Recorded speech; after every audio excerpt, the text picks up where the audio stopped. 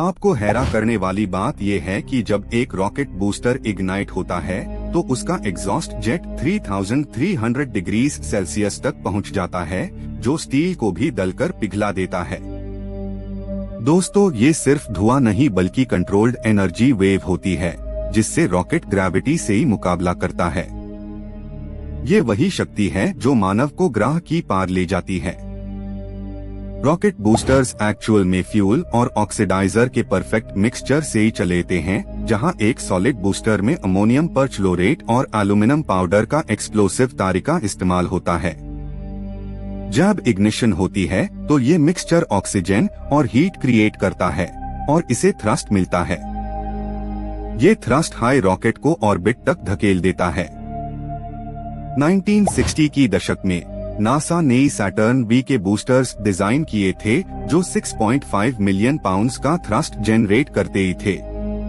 ये पावर इतनी थी कि पूरी सिटी को एक पाल में उठा सकती थी, पर इसे कंट्रोल करना सबसे ही बड़ी चुनौती थी। आप सोचिए, 110 मीटर्स लंबे रॉकेट को सिर्फ सेकंड्स में आसमान की तरफ धकेलना क्या मतलब रखता है।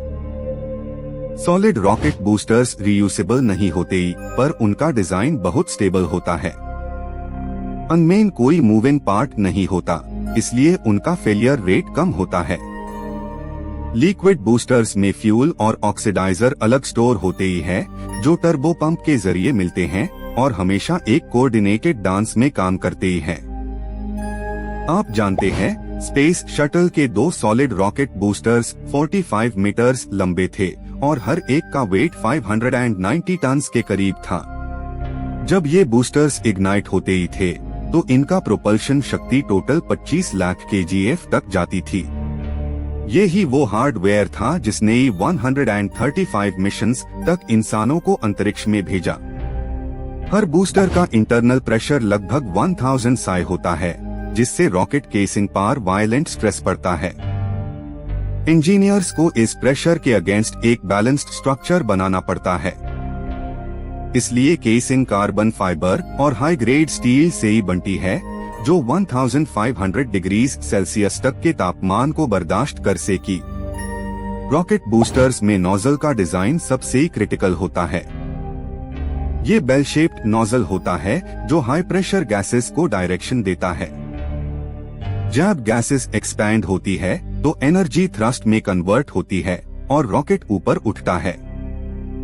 ये एक प्रिसिजन ज्योमेट्री है, फ्यूल के हर एटम का हिसाब रखती है।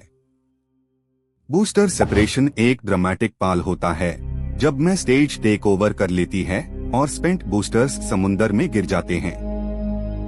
दोस्तों, ये मोमेंट मैकेनिकल सिमेट्री का उदाहरण होता है। आप देखते हैं कि किस तरह से एक सिंक्रोनाइज्ड कोरियोग्राफी से रॉकेट के सिस्टम्स आपस में समझते हैं। एबीबी मॉडर्न बूस्टर्स रीयूसेबल बन रहे हैं, जैसे फैल्कॉन 9 की बूस्टर्स।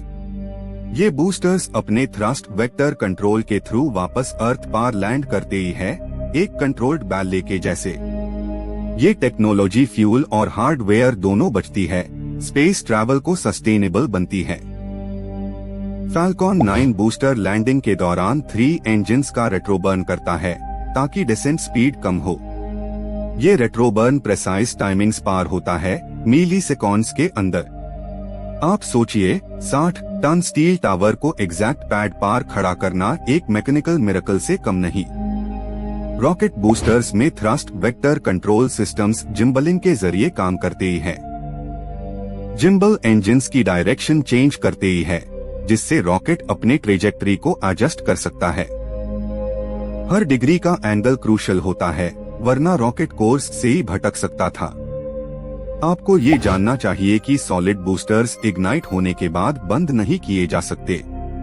इसका मतलब है, एक बार इग्निशन स्टार्ट होने के बाद उनका फ्यूल पूरा जलता है।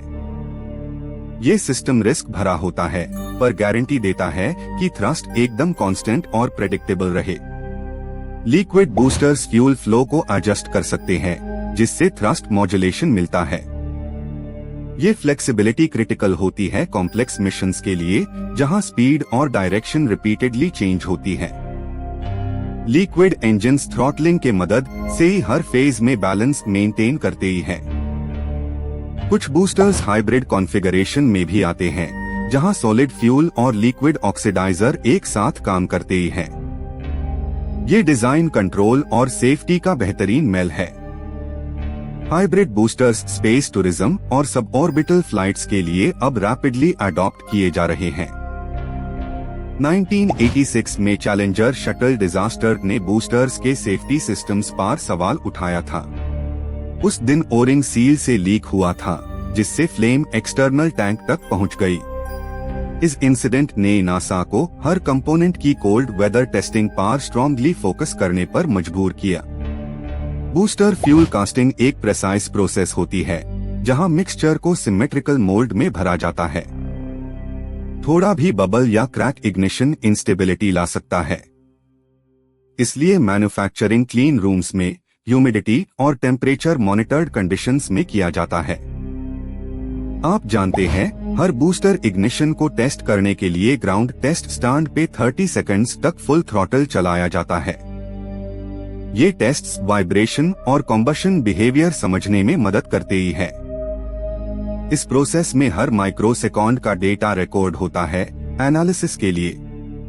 बूस्टर्स की वाइब्रेशन फ्रीक्वेंसी 120 हर्ट्ज के करीब होती है, जिससे स्पेसक्राफ्ट के स्ट्रक्चर पर रेजोनेंस आता है। इंजीनियर्स इस रेजोनेंस को बैलेंस करने के लिए डैम्पिंग लेयर्स और आइसोलेशन माउंट्स का उपयोग करते ही हैं। अगर ये ट्यूनिंग गलत हो जाए तो रॉकेट मिड फ्लाइट ब्रेकअप हो सकता था। Future boosters methane based engines के साथ डिजाइन हो रहे हैं, जैसे स्टारशिप में रैप्टर्स इंजन्स। ये हाई एफिशिएंसी और क्लीनर कॉम्बशन प्रोवाइड करते ही हैं। मीथेन इंजन्स रीयूसेबल भी होते ही हैं और क्रायोजेनिक टेम्परेचर पर फ्यूल स्टोरेज उन्हें लाइटवेट सिस्टम्स में कन्वर्ट करता है। दोस्तों, रॉकेट बूस्टर्स सिर्फ हार्डवेयर नहीं बल्कि एनर्जी के डिसिप्लिन का प्रतीक है। इनमें फिजिक्स, मेटलर्जी और ह्यूमन प्रिसिजन एक साथ काम करते ही है। जब ये फायर होते ही है तो वो पाल इंसान के सपनों को अंतरिक्ष की दूर तक ले जाता है।